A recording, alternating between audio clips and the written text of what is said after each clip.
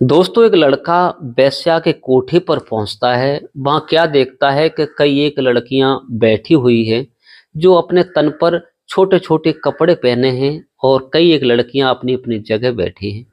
एक लड़की थोड़ी हटके बैठी हुई होती है, उसके चेहरा पर उदासी होती है, उसकी आंखों में आंसू होते हैं। वो लड़का सबकी तरफ देखता है, देखने के बाद उस लड़की की सौदा करता है। जो वो मालकिन होती है, पैसे बताती है, वो पैसे अदा कर देता है। पैसे अदा करने के बाद उस लड़की को वो लड़का रूम में ले जाता है। रूम में ले जा करके लड़की को अपने पास बुलाता है। लड़की बैठती है, लेकिन लड़का की तरफ देख करके उसकी आंखों से झरझर आंसू निकल पड़ते हैं और लड़की रोने लगती है। लड़का के कंधे पर अपना सर रख करके फपक फपक कर रोने लगती है। मगर जब लड़का उससे उसकी हालत देखता है, उसे जब पूछता है असलियत, तो लड़की रो रो करके अपनी हर बात को बयां करती है। और वो लड़का जो होता है उस लड़की से कहता है कि आप रो मत, मैं तुम्हारा दर्द समझता हूँ और आप चिंता मत करो। लड़की से पूछता है कि आप मर्जी से आई हो या आपको फंसाया गया है।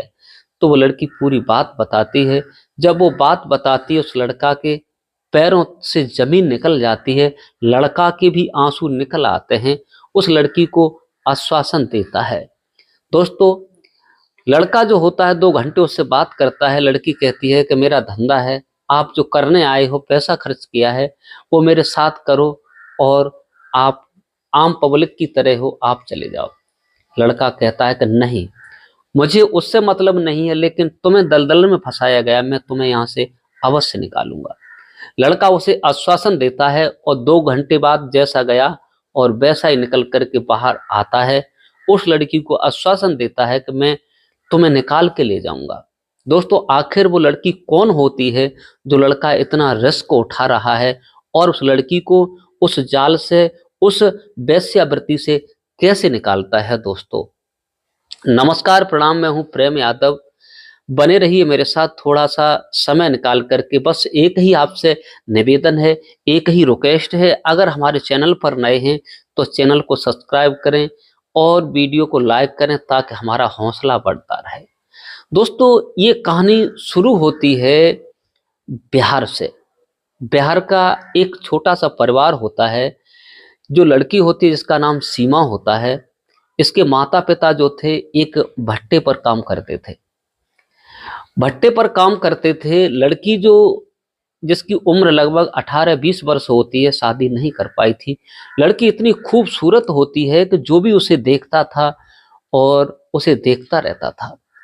लड़की इतनी सुंदर थी कि अपने माता पिता के साथ, उसका एक छोटा भाई था, ये सब भट्टे पर काम करते थे। मगर कहते हैं कि कितना भी सोना कीचड़ में डाल दो, लेकिन वो अपनी चमक नहीं छोड़ता है। लड़की इतनी खूबसूरत थी, जहाँ काम करती थी तो वह लड़का उसे दूर से ही टकटकी लगाकर देखते रहते थे। एक दिन लड़की अकस्मात कहीं बाजार में कुछ लेने के लिए जाती है। तभी दोस्तों एक गाड़ी आती है। गाड़ी आकर के रुकती है और उस लड़की को उठा करके जबरदस्ती उस गाड़ी में डाल लिया जाता है। गाड़ी में डालने के बाद उस लड़की को ले जा करके उस वेश्या वाले कोठे पर उस लड़की को सौदा करके बेच दिया जाता है। लड़की को बेच दिया जाता है और वो लड़की वहां रह रही थी और उसे कहा गया था कि ये सब लड़कियां कर रही हैं, वो तुझे करना पड़ेगा। छोटे छोटे कपड़े पहनाते हैं। उस लड़की को जबरदस्ती उस काम में धकेला जाता है। दोस्तों, एक नहीं 2-4 नई लड़की थी, तो उस पर पैसा भी लोग ज्यादा खर्च करते थे। जो वो मालकिन होती है वहां की, बहुत अच्छा उसका धंधा उस लड़की के हिसाब से चलने लगा था। लड़की उस दलदल में फंस चुकी थी और उसे सेक्स की टैबलेट भी दिया करते थे लड़की उत्तेजित करने के लिए। मगर लड़की अपने माता पिता से जुदा हो चुकी थी। उधर उसके जो माता पिता होते हैं वो भी लड़की की खोजबीन करते हैं, क्योंकि परदेश में आकर उनका कोई बस नहीं चलता है। वो हार थक करके वहीं बैठ जाते हैं। भट्टा मालिक से भी कहा जाता है, लेकिन वो भी सोर्स लगाता है, जुगाड़ लगाता है, मगर उसकी लड़की कहीं नहीं मिलती है। दोस्तों, अब लड़की वो वेश्यावृत्ति में है, उसका कोई पता नहीं है। इधर दोस्तों एक लड़का जिसका नाम होता है रोहित।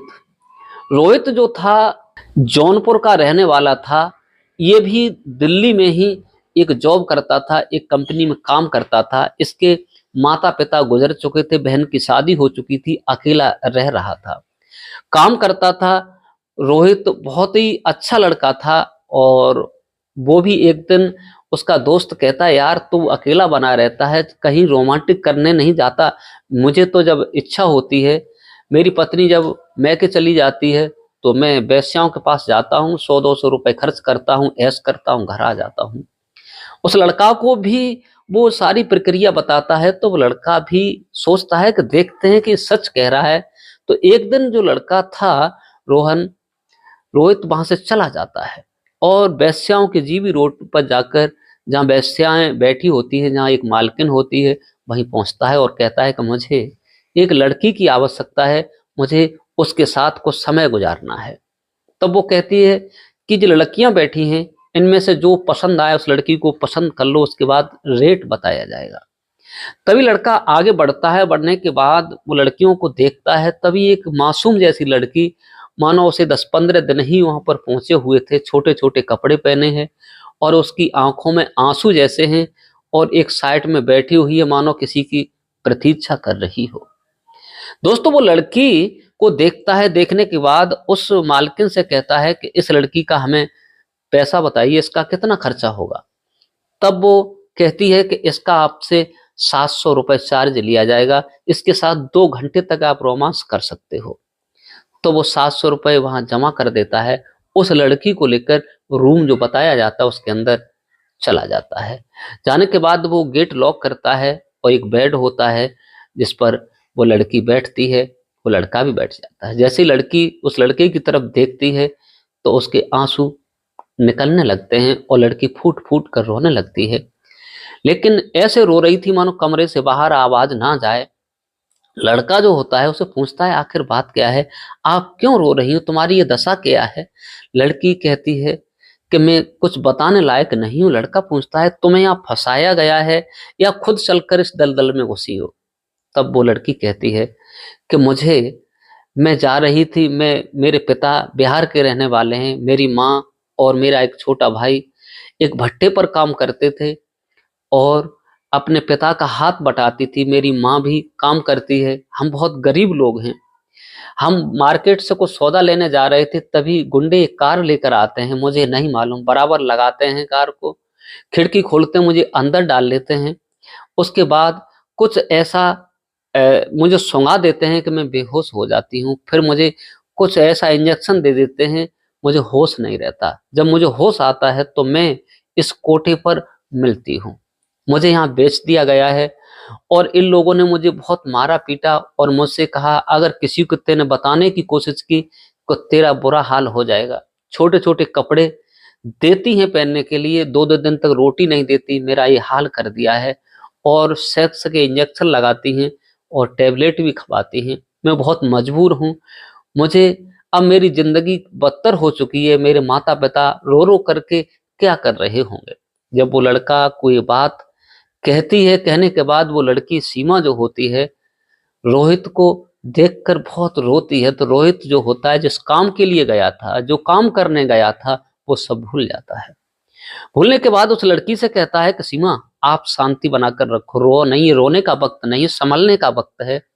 आप चिंता मत करो, मैं ये वादा करता हूं कि मैं तुम्हें इस दलदल से बाहर निकाल दूंगा।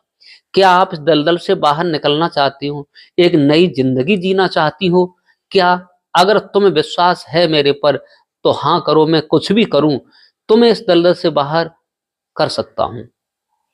तब वो लड़की कहती है कि अगर ऐसा हो जाए तो ये सर्वस्व तुम्हारे लिए है, मैं अपना जीवन तुम पर कुर्बान कर दूंगी, मुझे यहाँ से आप निकाल लीजिए। तभी दोस्तों लड़की से आश्वासन देता है लड़का। आश्वासन देने के बाद और वो वैसे ही जब चलने को तैयार होता है, तब लड़की कहती है कि ऐसा करो, तुमने पैसा दिया है तो कुछ तो कर लो। लेकिन वो लड़का कहता है कि मुझे कुछ भी नहीं करना है। दोस्तों लड़का जब उसे समझाता है कि आपके साथ संपर्क जब होगा, जब तुम्हें इस दलदल से बाहर निकाल लूंगा, मैं तुम्हें अपना बना लूंगा, तब ये काम करूंगा। उसे आश्वासन देता है। आश्वासन देने के बाद कहता है कि आप चिंता मत करो, मैं तुम्हें यहाँ से निकाल कर हर हालत में ले जाऊंगा। उसे आश्वासन देकर वो लड़का चला आता है। जब लड़का चला आता है, आने के बाद दोस्तों वो सवेरे आता है और वहाँ का जो थाना लगता है वहाँ पहुँचता है। उस लड़की की शिकायत करता है और कहता है कि लड़की को इस जगह गलत फंसाया गया है, बेचारी परेशान है। उसका नाम बताता है, उसका रूम नंबर बताता है और पुलिस वाले जो होते हैं, वहाँ की महिला जो होती है थाना इंचार्ज, उस बात को संज्ञान में लेती है। पुलिस भी अपनी एकदम उस बात पर गौर करती है। दोस्तों सवेरे होते ही पुलिस वहाँ होती उस एरिया पर रेड लाइट डालती है।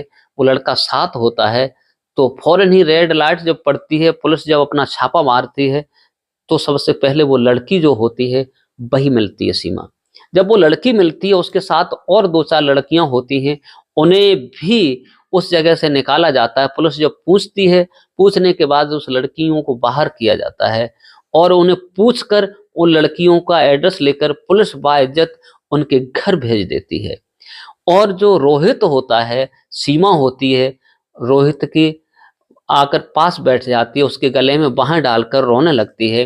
तब पुलिस वाले कहते हैं कि तुमने इसे बाहर निकाला है, इस लड़की के जीवन में क्या करना चाहते हो? तब लड़की से पूछा जाता है, अगर इसकी इच्छा हो जो करना चाहे, मैंने अपना फर्ज निभाया। तब वो लड़की कहती है, अगर इन्हें इनने हमें वहां से निकाला है तो हम इनका साथ देना चाहते हैं, जीवन साथी बनना चाहते हैं, अगर ये हमें पसंद करते हैं तो। रोहित तब कहता है पुलिस वालों के सामने, अगर ये चाहती हैं तो हम मना भी नहीं कर सकते। दोस्तों पुलिस वाले जो होते हैं, वहाँ की महिला जो पुलिसकर्मी होती हैं, बाइज्जत हर थाने में एक मंदिर पाया जाता है। उस मंदिर में दोनों का एक दूसरे की तरफ माल्यार्पण होता है। उनकी शादी पुलिस वालों के सामने हो जाती है और उन्हें पति पत्नी के तौर से पुलिस वाले गिफ्ट करते हैं। गिफ्ट करने के बाद जहां वो लड़का रह रहा था, अपना रूम लेकर जॉब करता था, वहां तक पुलिस की बाइज्जत गाड़ी उस दूल्हा और दुल्हन को छोड़ने के लिए आती है। दोस्तों ये थी सीमा और रोहित की कहानी। क्या रोहित ने अच्छा किया उस लड़की को उस जाल से निकाल करके? कमेंट बॉक्स में अवश्य बताइए। ऐसे लड़के बहुत कम मिलते हैं दोस्तों। ये थी कहानी सीमा की जो हमने आपको सुनाई है। इस कहानी को सुनाकर किसी को परेशान करना नहीं है, किसी का दिल दुखाना नहीं है, केवल आप लोगों को जागरूक और सचेत करने का मेरा उद्देश्य है। नमस्कार, जय हिंद, जय भारत। मिलते हैं किसी दूसरे वीडियो के साथ।